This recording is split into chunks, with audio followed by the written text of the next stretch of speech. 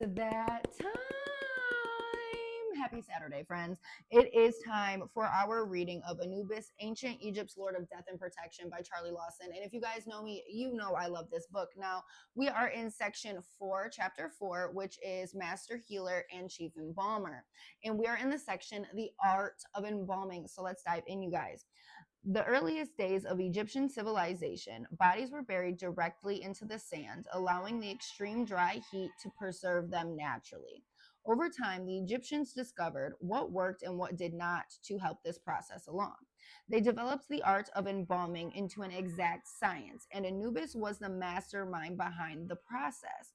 We saw in chapter 2 that when Osiris was murdered at the hands of his brother, it was Anubis who invented embalming so that his body could be preserved and he could be brought back to life.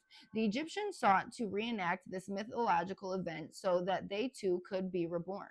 The embalming process was quite complex, and it was no quick, easy task. It involved a lot of time. The lengthy ritual required 70 days and a lot of resources.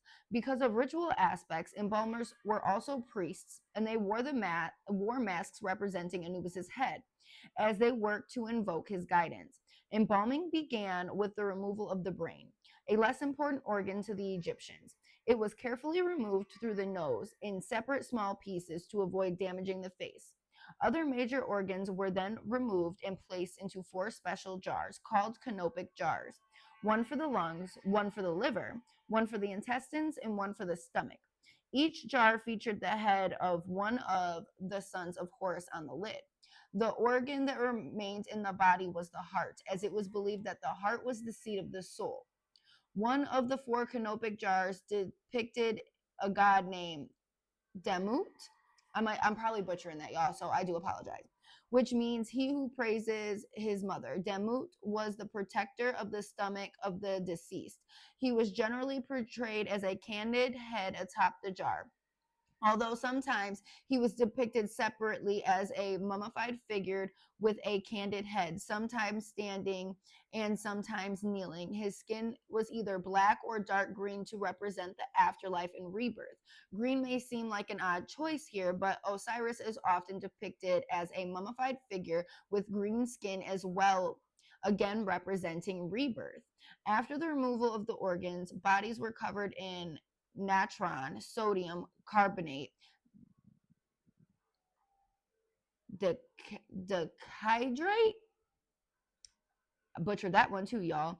This was mined in several places near Egypt, one of which was called Wadi Natron, now in modern day Libya, which is where the compound gets its name. Natron was commonly found at the bottom of dry lake beds and in salt flats. Packets of natron were also placed inside the body's cavities to ensure that it was dried both inside and out.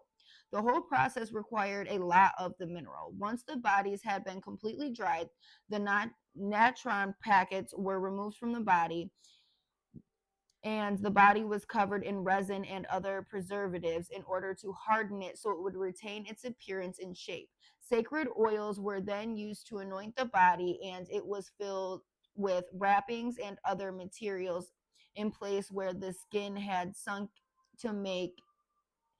in to make it appear more lifelike. Imut, one of the oldest and best known epithets of Anubis, translates roughly as he who is in the place of embalming, or perhaps he who is in mummy wrappings, referring to his role in embalming and mummification. The name dates back as far as 2700 BCE and was used throughout the entirety of ancient Egypt history. It provides a perfect description of Anubis as he watches and guides the priests who perform the embalming and mummification rituals. These priests were extremely important, and their hands were guided by Anubis himself. So giving him an epithet associated with the process made sense.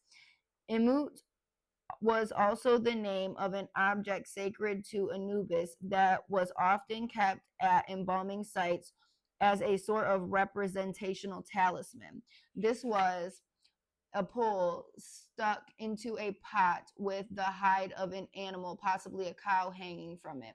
It was thought to represent Hesed, a cow goddess who is sometimes described as Anubis's mother. This sacred symbol represented healing and rebirth, both acts sacred to embalmers and physicians. When Hesed squirted her sacred milk onto the emut, it acquired powers that helped in the transformation process of the body. All right, you guys. So that covers this section of the art of embalming.